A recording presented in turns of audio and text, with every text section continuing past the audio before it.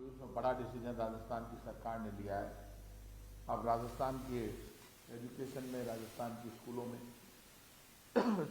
संविधान का प्रेम्बल और फंडामेंटल राइट्स को लेकर उसमें किताबों में उल्लेखित किया जाएगा। सभी विद्यालयों में प्रारंभ होगा संविधान की उद्देशिका मौलिक कर्तव्यों का पाठन, और मंत्रिमंडल के जिलों को लेकर भी अंतिम रूप दिया गया है। और आप इस बात को जानते हैं कि आज जो फैसले लिए गए वो सारा मैं विस्तार से बताऊंगा, लेकिन आज के दिन भारत सरकार के गृह मंत्री अमित शाह जी राजस्थान आए थे, और जिस तरह से उन्होंने पूरे राजस्थान में, उदयपुर में, मेवाड़ में सभा को संबोधित करते हुए जो बातें कही, उसमें उन्होंने ये कहा कि उदयपुर में जो घटना घटी, जिसको पूरे देश में हमने सब ने बहुत गंभीर माना, कन्हैयालाल के हत्यारों को गिरफ्तार करने के लिए उन्होंने कहा कि एनआईए ने गिरफ्तार किया। कन्हैयालाल के हत्यारों को एनआईए ने गिरफ्तार नहीं किया। राजस्थान की पुलिस ने राजस्थान सरकार के नेतृत्व में उसी दिन 2-3 घंटे में गिरफ्तार कर लिया। और हमने तब भी कहा था, ऐसे हत्यारे जो समाज के लिए, देश के लिए विध्वंसक है, जो धर्म के नाम पर, जाति के नाम पर भारत के संविधान का अपमान करते हुए, भारत के संविधान को चुनौती देकर जो इस तरह की घटनाओं को अंजाम देते हैं, उनको ठोक कर मार देना चाहिए। तब भी हम बड़े सख्त थे, आज भी हम बड़े सख्त हैं। ऐसे हत्यारों के लिए तो फांसी की सजा भी कम है।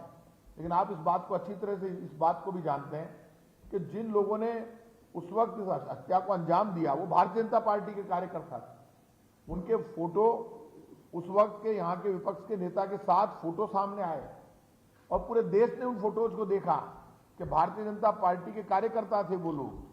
अब जब चुनाव नजदीक आ रहे हैं, आप जानते हैं 6 महीने में राजस्थान में चुनाव हो जाएंगे, तब बीजेपी के सारे बड़े नेता राजस्थान में आ रहे हैं, और आकर वो कोशिश कर रहे हैं कि कैसे भी राजस्थान में कांग्रेस सरकार की जो पब्लिक वेलफेयर की और डेवलपमेंट की जो स्कीम्स है, जो पूरे हिंदुस्तान में, पूरी दुनिया में एक मिसाल कायम कर रही है, उन स्कीम्स को कैसे भी वॉश आउट करने के लिए बड़े नेताओं का झूठ बोलना, ये बहुत बड़ा पाप है।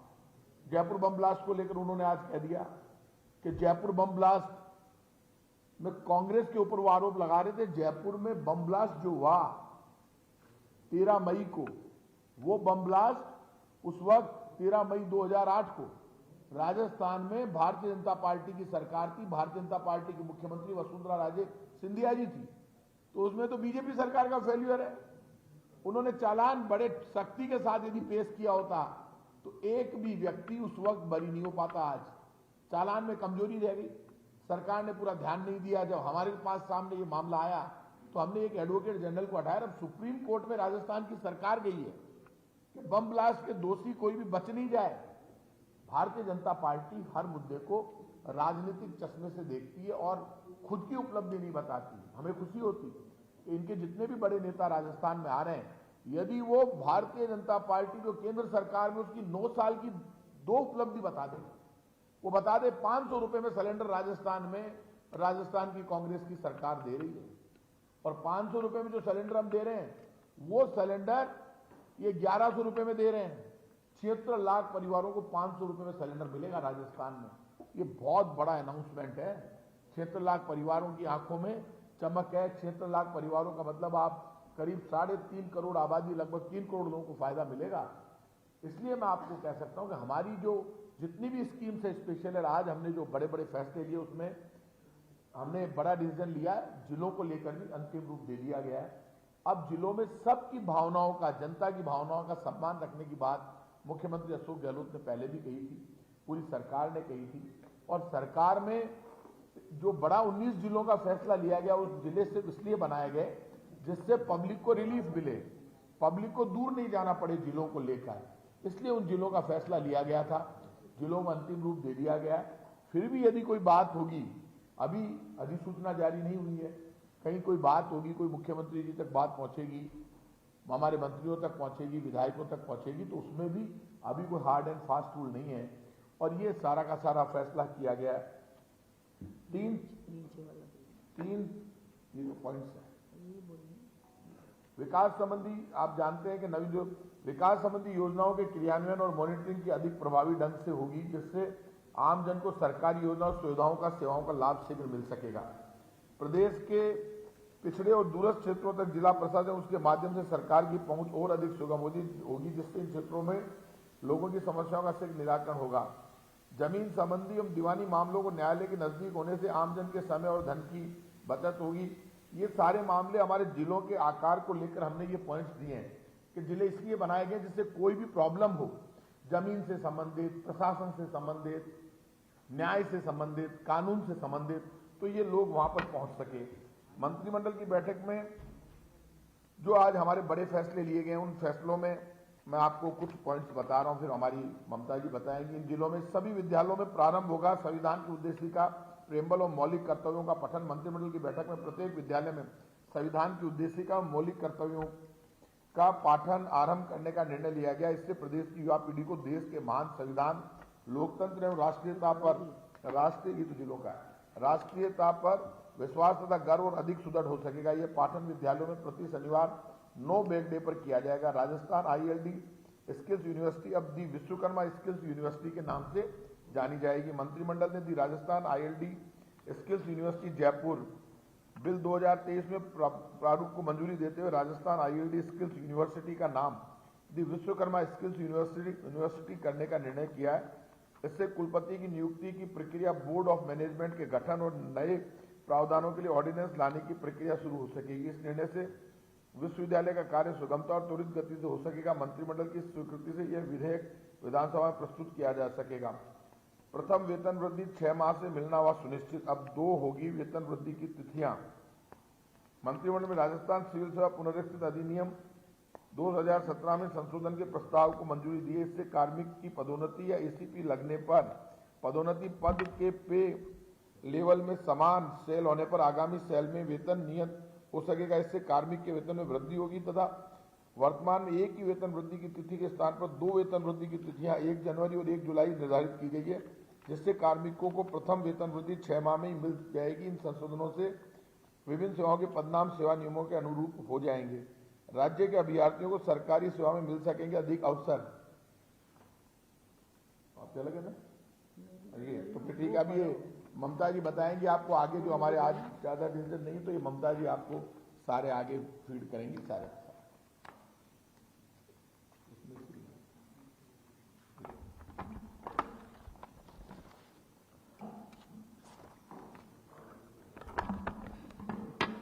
नमस्कार साथियों, महंगाई राहत कैंप जो राजस्थान की सरकार ने राजस्थान की जनता के लिए प्रारंभ की, और मैं समझती हूँ कि आज 7 करोड़ जनता महंगाई राहत कैंपों के माध्यम से विभिन्न सुविधाओं से लाभान्वित हो रही है।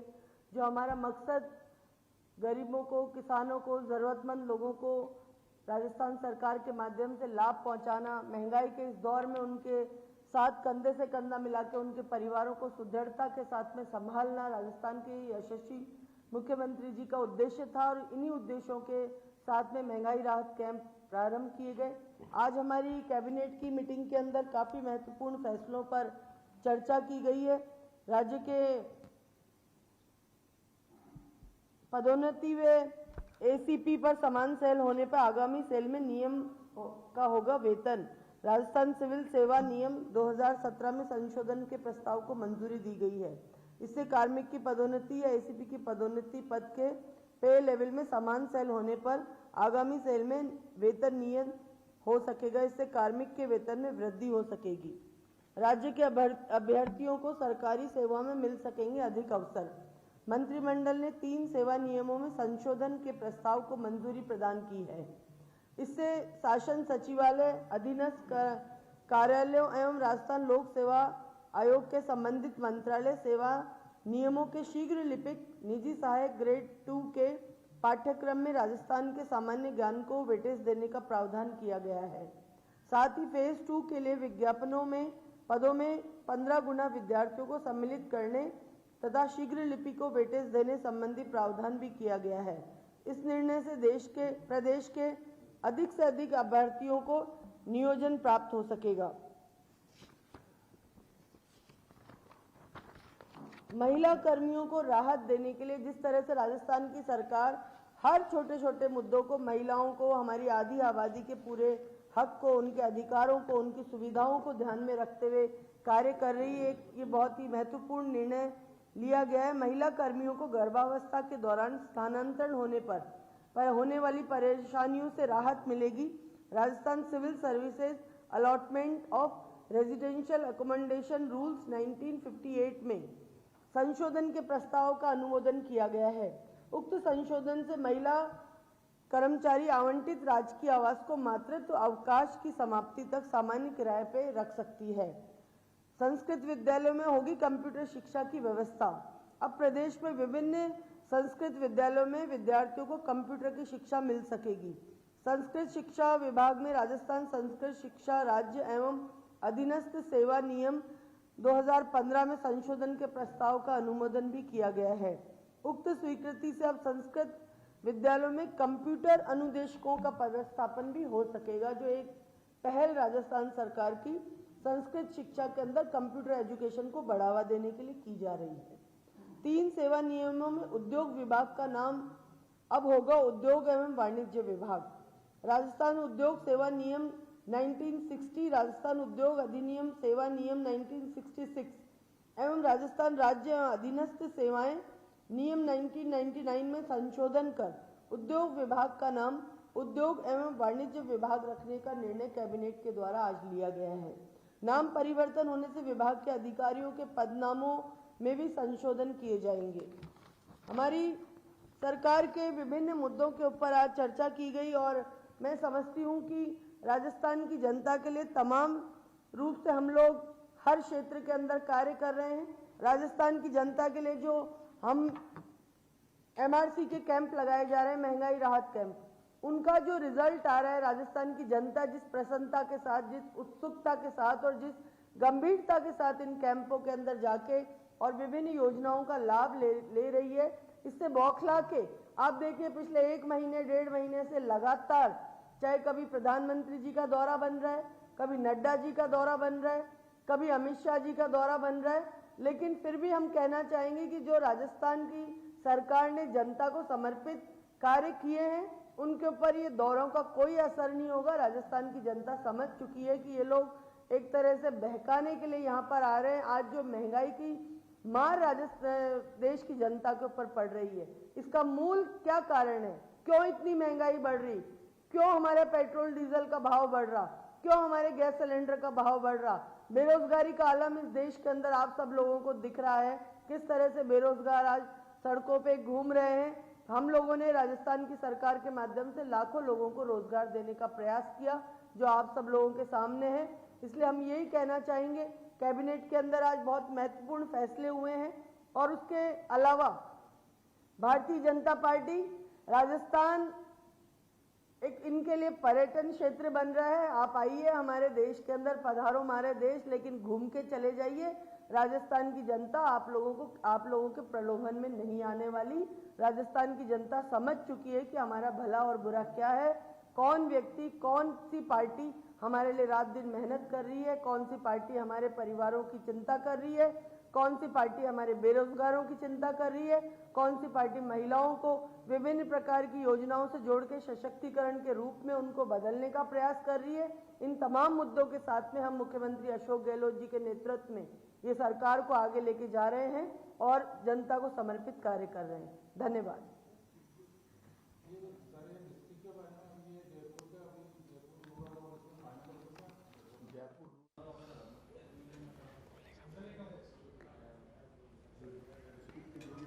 तो कैबिनेट की बैठक के बाद प्रेस कॉन्फ्रेंस की मंत्री प्रताप सिंह खाचरियावास और मंत्री ममता भूपेश ने और तमाम जानकारियां दी पत्रकारों को, जिसमें मुख्य रूप से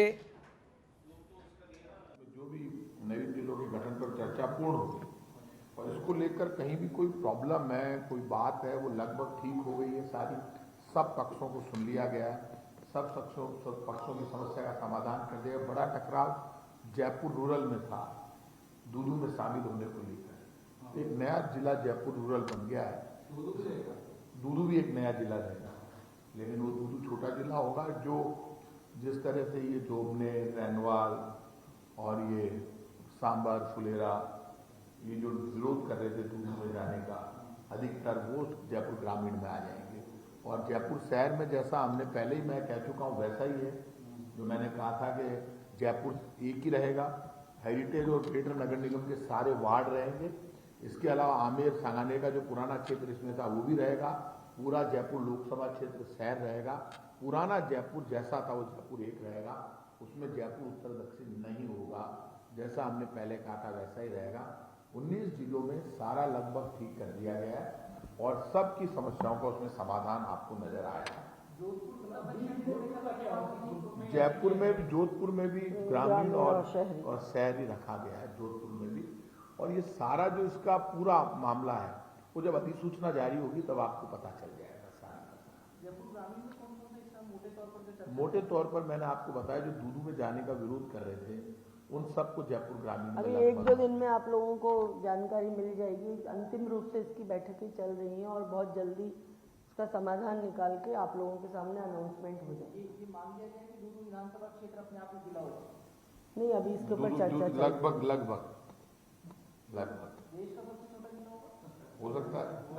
हो सकता है, बिल्कुल हो सकता है। क्या उसमें होगा तो छोटा ही नहीं।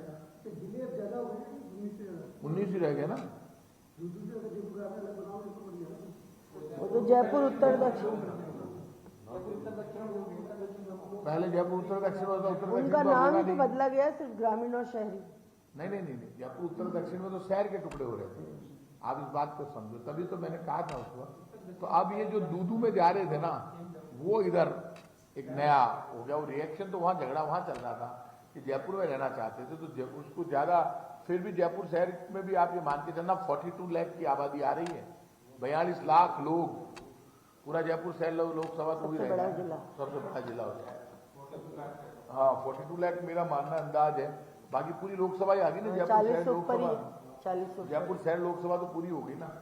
ये बहुत बड़ी बात है। और कोई क्वेश्चन बताइए। आपने शुरू में बात करी केंद्रीय गृह मंत्री के बयान पर, तो क्या उसको कोई ऑफिशियल प्लेटफॉर्म पे भी आप आपत्ति दर्ज कराएंगे कि इस तरीके से गृह मंत्री की तरफ से बयान दिया? ये जो शशि जी, एक बात ध्यान रखना, ये इस तरह का बयान इसमें मानना चाहिए कि मेरा ही मानना है कि अरेस्ट राजस्थान की सरकार करती है और गृह मंत्री के मुंह से ये गलती से भी निकल सकता है, ये भी हो सकता है। लेकिन ये मानकर चलना, इस पर जल्दी उधर से खंडन आ जाना चाहिए था, क्योंकि गिरफ्तारी राजस्थान की पुलिस ने, राजस्थान की पुलिस का मॉरल डाउन नहीं होना चाहिए। तो राजस्थान की पुलिस ने जितनी तेजी से उस दिन कार्रवाई की वो काबिल तारीफ थी, क्योंकि हमारा लॉ एंड ऑर्डर बीजेपी राज्यों से बहुत अच्छा है। आज भी लोग जानते हैं, यूपी से, एमपी से, हरियाणा से 100 गुना अच्छा लॉ एंड ऑर्डर हमारा है, कानून व्यवस्था हमारी अच्छी है। और आप जानते हैं नंबर 2 पर हम विकास दर में। तो राजस्थान की पोजीशन तो हर तरीके से ठीक है, चाहे हमारा फाइनेंशियल मैनेजमेंट हो, चाहे हमारी कानून व्यवस्था का मामला हो। तो लॉ एंड ऑर्डर को लेकर यदि कोई हमें घेरने की कोशिश करता है तो उससे बड़ा पाप कुछ हो सकता है। आपको पता है बीजेपी के नेताओं को जितना जन समर्थन मिलना चाहिए वो जन समर्थन इसीलिए नहीं मिलता।